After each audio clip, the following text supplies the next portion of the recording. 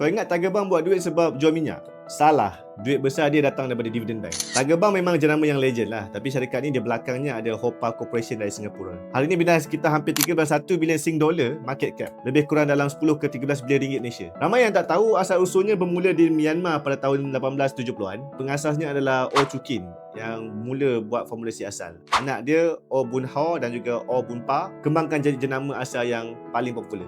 Lepas tu keluarga Oh ni jual kawalan kepada keluarga Wee di Singapura, keluarga yang juga pemegang saham terbesar di UOB Bank. Sekarang punchline dia, dalam financial year tahun 2024, Hopa menerima lebih 149 juta Sing dollar dividen dan faedah. Kebanyakannya daripada pemegang saham dalam UOB dan UOL Group. Pegangan UOB ni dalam 74.8 juta saham, nilai sekitar 2.72 bilion Sing dollar. Dividen saja dalam 129.5 juta Sing dollar. Pegangan UOL ni dalam 72 juta saham, nilai lebih kurang 371 juta, dividen dalam 14.4 juta Sing dollar. Total keuntungan segmen pelaburan pada tahun 2024 sahaja dalam 176.6 juta Sing dollar, lebih besar daripada hasil jualan Tiger Balm sendiri. Tapi jangan salah faham, bisnes minyak masih berjalan. Segmen healthcare, Tiger Balm dan Kuan Lung jana lebih 226 juta Sing dollar hasil pada tahun 2024, naik daripada 111 juta pada tahun 2020. Untung bersih kumpulan pun kukuh dari 120 juta Sing dollar pada tahun 2019 naik ke 228 juta Sing dollar pada tahun 2024. Bezanya, bisnes minyak perlukan kilang, pemasaran, pengedaran, tapi dividend bank duit masuk setiap tahun tanpa perlu buka kilang baru pun. Maknanya kalau kau beli saham Hopa di SGX, kau bukan sekadar jadi pemilik Tiger Balm, kau juga secara tak langsung jadi pemilik sebahagian daripada UOB. Ini contoh strategi korporat bijak,